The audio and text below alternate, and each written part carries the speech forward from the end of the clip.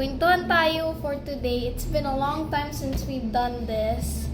So anyways, today is the first day of bakasyon. Pero mababagot ako for sure kasi wala tayong swimming or anything like that. Pero magkukwentuhan muna tayo. So yesterday kumanta ako. The other day and yesterday, kumanta ako for the recognitions and graduations.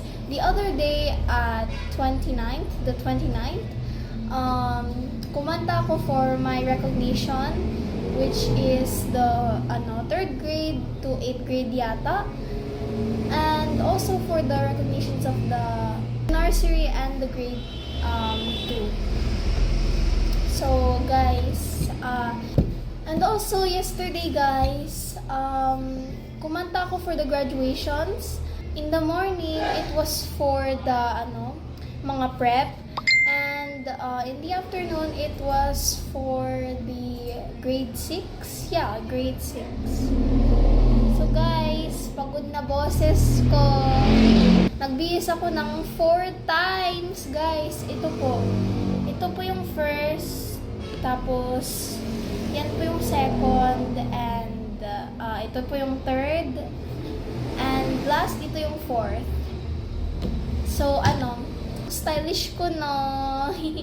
Palit ako ng palit just for the audience. Kasi ayokong umihilit ng outfit kasi I'm stylish. So, guys, you can watch my different videos where I sing in my YouTube channel po. So guys, as I was saying, first day ng bakasyon today, and I think we're going back to school in July or August. Pero guys, alam mo, mag-swimming sana kami ng classmate ko today, pero na-cancel. Ano ba yan?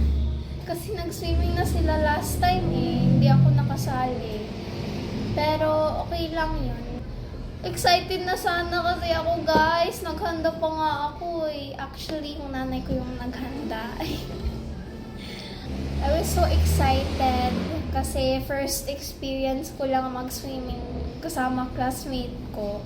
Pero maybe this bakasyon mag-swimming kami ng family ko, or maybe baka next time. I still don't know what I'm going to do for this vacation. Sana pupunta kami sa Bohol, guys. Joke. Pero, sana naman soon. And I also want to go swimming someday in this vacation. Kasi yan lang yung maisip ko, guys, pang vacation Ilang years na?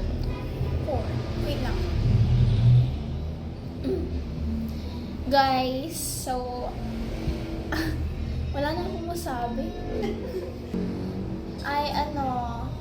So guys, mag-grade 6 na pala ako. Oh my gosh.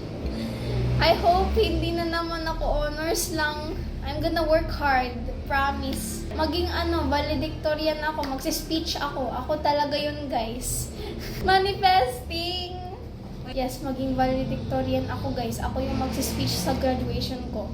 Kasi never talaga ako nakaranasan ng graduate nung prep ako. Kasi pandemic yun Pandemic yun. Pero okay lang yun. Kasi, my mom said, di ba merong bagong virus? Merong bagong Guys, I hope that doesn't reach the Philippines. Has it reached the Philippines? Yes.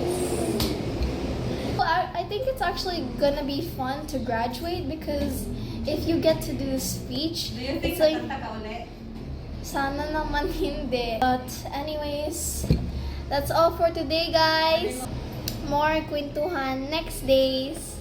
Continue watching. Please subscribe. Stay tuned for our next video. I don't know what we're going to do in the next video, but stay tuned. Thank you for watching again. Bye-bye!